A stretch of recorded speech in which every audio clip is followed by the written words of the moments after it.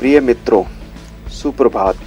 आज मैं आपके साथ सहकारी समिति क्या है, इसके क्या उद्देश्य होते हैं, इससे क्या फायदे हैं तथा इसके गठन व पंजीकरण की प्रक्रिया क्या है संबंधित विषयों पर बातचीत करना चाहूँगा। शुरुआत में मैं ग्रामीण इलाकों में कृषि व अन्य व्यवसाय से जुड़ी आर्थिक समस्याओं संबंधित कुछ खास पहलू व परिस्थितियों को साझा करना चाहूँगा। पहली परिस्थिति, देश के ग्रामीण क्षेत्रों में छोटा किसान व अन्य व्यवसाय में जुटा व्यक्ति कई प्रकार के जोखिम व शोषण का शिकार रहता है। फसल की सही पैदावार के लिए किसान को धन, उर्वरक, बीज, कीटनाशक दवाइयाँ व कृषि यंत्रों इत्यादि की सही समय, सही मात्रा व सही दाम पर आवश्यकता पड़ती है। इसके साथ साथ उसे मौसम, बरसात, सूखे व अन्य प्राकृतिक आपदाओं का भी सामना करना पड़ता है। सही पैदावार का उचित मूल्य वसूल कर पाना भी छोटे कृषक के लिए एक भारी समस्या है। उसे बाजार स्थिति की जानकारी के अभाव में व साहूकार के तुरंत पैसा लौटाने के लिए फसल को वहां नजदीक के बाजार में औने पौने दामों पर बेचना पड़ता है। मिडिलमैन भी काफी पैसा ले लेता है। दूसरी परिस्थिति, ग्राहक के रूप में भी ग्रामीण व शहरी क्षेत्रों में लोगों को कई तरह की कठिनाइयां झेलनी पड़ती हैं। दूर दराज इलाकों में दुकानदार ग्राहक से मैक्सिमम रिटेल प्राइस से भी अधिक रेट वसूलता है, मिलावट करता है, तोल भी कम देता है व चोर बाजारी करता है। तीसरी परिस्थिति, आज देश में कई युवा बेरोजगार नौकरी न मिलने से परेशान हैं। इनमें से कई युवाओं के पास नई सोच, भरपूर ऊर्जा व जानकारी है, परंतु अकेले अपना व्यवसाय लगाने के लिए आवश्यक पूंजी उपलब्ध नहीं है व अन्य कई कठिनाइयाँ हैं। इन सभी परिस्थितियों में परेशान लोगों की समस्याओं के समाधान के लिए सरकार ने एक कानूनी संगठन सहकारी समिति के रूप में एक विकल्प दिया है। सहकारी समिति का गठन किसी एक सामूहिक आर्थिक व सामाजिक हित का बचाव करने के लिए या किसी ऐसे सामूहिक हित जिस पर किसी को लूटा जा रहा है या परेशान किया जा रहा है, समाज में कई चुनौतियों का मिलकर एकजुट होकर सामना कर सकने के लिए किया जा सकता है। ऐसी सभी स्थितियों में जब लोगों के पास पूंजी नहीं है, व्यक्ति विशेष नहीं है, ज़मीन नहीं है, मूलभूत सुविधाएं नहीं हैं, ऐसे कई लोग जब इकट्ठे हो जाएंगे और एक प्रोफेशनल मैनेजर को जो ट्रस्टवर्दी हो, स्किल्ड हो, चोरी ना करे, भर्ती कर एक सहकारी समिति बना सकते हैं, जिसमें सभी का बराबर का मालिकाना हक है व जिसकी जितनी कैपिटल उसका उतना ही रिटर्न बढ़ता जाता है। सहकारी समिति एक खुली व ऐच्छिक सदस्यता एवं सीमित संसाधनों वाले व्यक्तियों की प्रजातांत्रिक प्रणाली से नियंत्रित आर्थिक व सामाजिक उद्देश्यों को प्राप्त करने के लिए बनाई गई एक संस्था है। सहकारी समिति की खास विशेषताएं इस प्रकार हैं। बहुत अधिक पूंजी की आवश्यकता नहीं, सदस्यता बाध्यकर नहीं, सदस्यों के बीच पक्षपात नहीं, सभी सदस्यों के बराबर के अधिकार व जिम्मेदारियां, प्रजातांत्रिक प्रणाली, हर एक सदस्य का केवल एक वोट, सभी एक के लिए व हर एक सभी के लिए के सिद्धांत का अनुसरण, ज़्यादा से ज़्यादा सदस्यता की कोई सीमा नहीं। सहकारी समिति लिमिटेड में सदस्य देयता उसकी अंश पूंजी तक सीमित लाभांश का आवंटन, सदस्यों द्वारा सदस्यों में से चुना हुआ संचालक मंडल, आपसी सहायता व कल्याण के उद्देश्य पर बल, सदस्यता में बदलाव के बावजूद स्थिर अस्तित्व, प्रजातंत्र की धारणा का प्रतीक होने की वजह से सरकार की उदार मदद, पंजीकरण कानूनी आवश्यकता, पंजीकरण की सरल प्रक्रिया।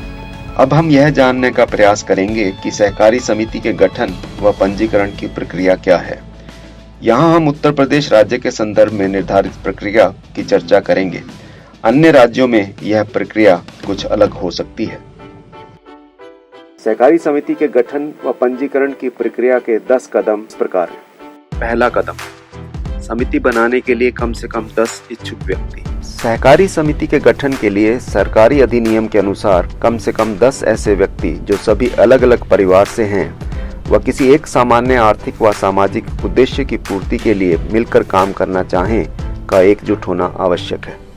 दूसरा कदम, सर्वसम्मति से मुख्य प्रवर्तक का चुनाव। समिति बनाने के इच्छुक व्यक्तियों के समूह द्वारा आपसी सहमति व बहुमत से मुख्य प्रवर्तक का चुनाव किया जाता है, जो समिति के पंजीकरण तक की प्रक्रिया के लिए मुख्य भूमिका निभाता है व संबंधित प्रपत्र प्रस्तुत करता है। तीसरा कदम, प्रस्तावित सहकारी समिति के नाम का निर्णय है। सहकारी समिति बनाने के सभी इच्छुक व्यक्ति सहकारी समिति के नाम पर विचार कर किसी एक नाम पर सहमति बनाते हैं। इस प्रक्रिया का चौथा कदम है समिति के उपविधियों का निर्धारण।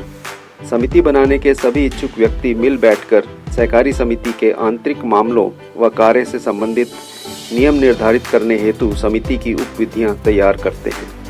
ये उपविधियां राज्य के सहकारी सभाएं अधिनियम के प्रावधानों के अंतर्गत बनाई जाती हैं। मॉडल उपविधियां यानी कि बायलॉज की कॉपी जिला व उप निबंधक सहकारिता के कार्यालय से तथा एनसीडीसी की वेबसाइट www.ncdc.in पर उपलब्ध है। पांचवा कदम, सहकारी समिति पंजीकरण हेतु शुल्क की अदायगी। हर एक राज्य के सहकारी अधिनियम के अनुसार समिति बनाने हेतु शुल्क निर्धारित है और यह ट्रेजरी चालान द्वारा राज्य शासन कोष में जमा किया जाना होता है। छठा कदम, सदस्यों की अंश पूंजी जमा करना। प्रस्तावित सहकारी समिति के प्रत्येक सदस्य से अंश पूंजी के रूप में कम से कम 1 शेयर की राशि एकत्रित की जाती है।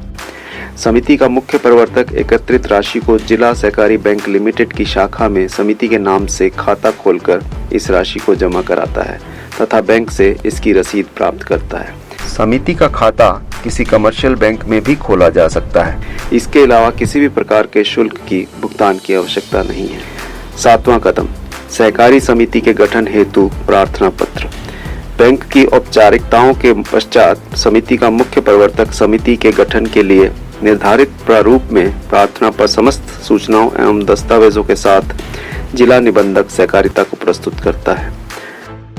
आठवां कदम, सहकारी समिति के पंजीकरण के लिए दस्तावेज। सहकारी समिति के पंजीकरण के लिए समिति के मुख्य प्रवर्तक को संबंधित जिला कार्यालय जाकर प्रार्थना पत्र के साथ निम्नलिखित दस्तावेजों की 4 प्रतियों को जमा कराना आवश्यक है। समिति के पंजीकरण प्रपत्र से पूर्व सभी बैठकों का कार्यवत रिकॉर्ड, प्रत्येक सदस्य से घोषणा पत्र, सदस्यता पहचान पत्र फोटो सहित, समिति सदस्यों की सूची, बैंक रसीद, समिति कार्यों की सूची, समिति कार्यों का पूरा विवरण, रजिस्ट्रेशन शुल्क रसीद व अन्य निर्धारित दस्तावेज। इसी प्रक्रिया का 9वां कदम है सहकारी समिति के मूल दस्तावेजों की जांच व रिपोर्ट। जिला स्तरीय अधिकारी द्वारा नियुक्त सहकारी निरीक्षक प्रस्तावित समिति के मूल दस्तावेजों की जांच कर रिपोर्ट बनाते हैं। सहायक आयुक्त द्वारा रिपोर्ट के अनुमोदन के पश्चात समिति की पत्रावली मंडल के उपायुक्त एवं उप निबंधक सहकारिता को समिति के पंजीकरण के लिए भेज दी जाती है। 10वां कदम, सहकारी समिति का पंजीकरण। उपरोक्त प्रक्रिया में सभी दस्तावेज पूर्ण व सही पाए जाने पर उप निबंधक सहकारिता द्वारा समिति का पंजीयन प्रमाण पत्र जारी किया जाता है एवं समिति की उपविधियां पंजीकृत की जाती हैं। पंजीयन प्रमाण पत्र जारी होने के पश्चात सहकारी समिति अपना कार्य आरंभ कर सकती है। पंजीकृत होने के पश्चात सहकारी समिति राष्ट्रीय सहकारी विकास निगम से इसके नियम एवं शर्तों के अनुसार आर्थिक सहायता प्राप्त कर सकती है। निगम द्वारा संचालित विभिन्न योजनाओं के तहत आर्थिक सहायता प्राप्त करने के लिए निगम के क्षेत्रीय कार्यालय एवं प्रधान कार्यालय को आर्थिक सहायता संबंधी प्रस्ताव भेजे जा सकते हैं।